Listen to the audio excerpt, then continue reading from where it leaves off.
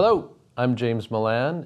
Here at Your Arlington Dollar, we are, as you know, interested in following the money in and out in Arlington. And everybody who's thinking about money going out knows that the schools are a big issue of concern in that way for Arlingtonians. We are lucky to have tonight with us in the studio two members of the school committee, the current chairman of the committee, Paul Schlichtman, and one of the members, Kirsi Allison-Ampe. Thank you guys for coming in tonight to talk to us. Thank you for having us. Great to be here. Among the major issues that we'll be talking about tonight is the anticipated dramatic increase in school enrollment, beginning by talking about the option of the Gibbs building or the Gibbs school. We're not tied to any solution. The Gibbs is certainly a possible solution, but even if we do take back the Gibbs and turn it into a school, it won't solve all our problems. Our enrollment crisis is beyond just opening one building.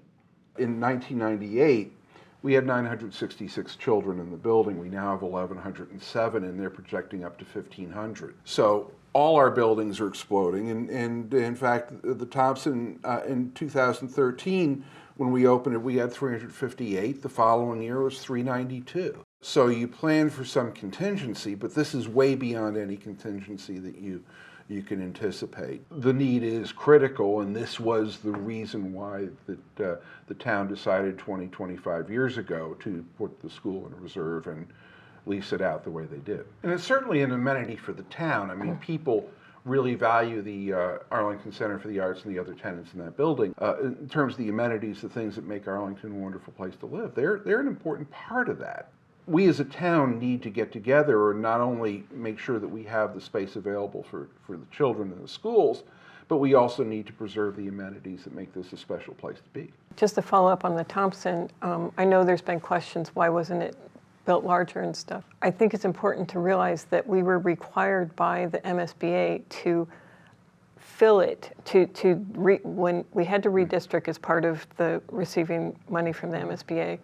And part of the conditions on that were that the redistricting would include having to Thompson be full to capacity the day it opened. You know, you're not seeing the same sort of growth in terms of empty rooms or something because we weren't allowed to do that. We had to do everything so that it was full when it started. What do you see as the options for Arlington if the Minuteman rebuild is in fact approved? I mean, it's just going to add to the overall cost in terms of providing facilities. It's unfortunate that they're all lining up at the same time, but our high school need is very, very urgent. If Minuteman was rebuilt at a $144 million cost, Arlington's share would be around $36.6 million.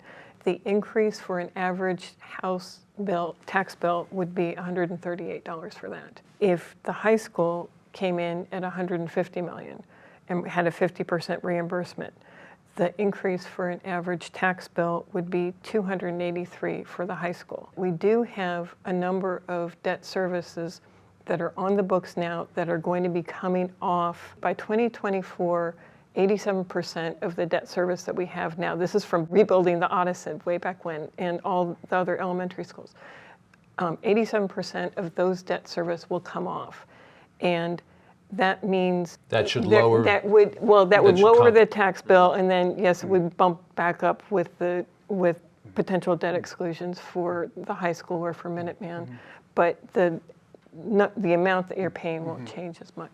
Want to thank you both. Really appreciate your taking the time. Excellent. Great. Thank you. For Paul Schlichtman and Kirsi Allison-Ampe from the Arlington School Committee, I'm James Milan for Arlington Public News and Arlington Community Media.